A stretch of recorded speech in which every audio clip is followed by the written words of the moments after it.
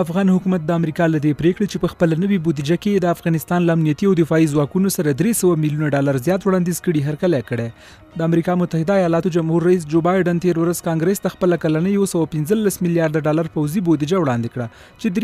3.3 میلیارډ د افغان ځواکونو لپاره ځانګړې شوې چې د تیر کال په پرتله 300 میلیونه ډالر زیاتوالی ښیي. تیر کال د مرستې شاوخوا 3 میلیارډ وي. د افغانستان د ملي امنیت شورا د دفتر ویان مولوي رحمت الله اندړ د مرستو زیاتېدل له نړۍ او په ځانګړي ډول له متحده ایالاتو سره د ښو اړیکو او ګډ کار پایله بولي. اندړ وایي افغان امنیتي او دفاعي ځواکونه په نظامي ډګر کې نور پر ځان متکي شوي او د بهرنیو عسکرو له وتو وروسته به دوی سره مرسته او ورنه ملاتړ دوام ولري. افغان امنیتي او دفاعي ځواکونه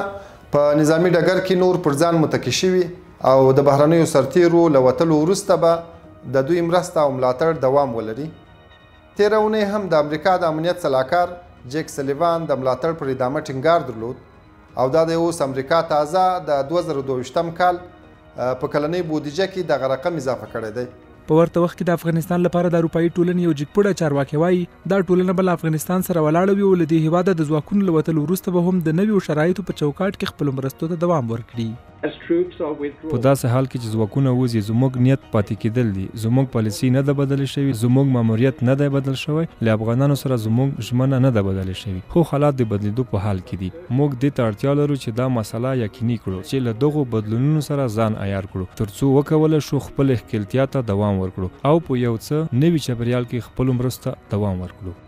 د امریکایي او اروپایي ټولنې سربیره د ناټو سازمان هم د افغان ځواکونو د مالي ملاتړ او تجهیز سینه ډبولې. د غربي رسنیو د راپورونو پر بنسټ له افغانستان سره د 3.3 میلیارډ ډالرو کلنۍ مرسته به د افغان ځواکونو د تجهیز، تمویل او روزنې په برخو کې ولګول شي. د نظامی چارو شمېر کارپوهان د امریکا متحده ایالاتو لخوا افغانستان سره د مرستو ته دوام ډاډ او د امنیتي ځواکونو د لا تجهیز لپاره د بودیجې زیاتول وسلوالو طالبانو ته دا خبرداری ورکول دي چې د افغانستان کشاله نظامی حل لاره نه لري او باید سولې ته غاړه کېږدي. څومره امریکا متحده ایالات نړیواله ټولنه د افغانستان د وسلوال پوځ څخه ملاتړ اعلان کړي او د دې ملاتړ اندازه ډیره کړي، په هغه اندازه کې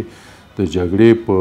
شدت کې کموالی راځي ځکه چې د افغانستان وسلوال پوځ نور هم تقویه کېږي، نور هم وړتیا لاسته راوړي او کولی شي چې په آزاد ډول باندې په هره ساحه کې محاربوي عملیات ترسره کړي. په ټولنیزو رسنیو کې هم ګڼ شمېر افغانانو د افغان ځواکونو سره د بهرنیو ځواکونو د مرستو دوام په نیک پال نیولی او وایي د ولسمشر غني دا نظر چې امریکا او ناټو سره د اړیکو نوی فصل پیل کېږي د تایید وړ دی.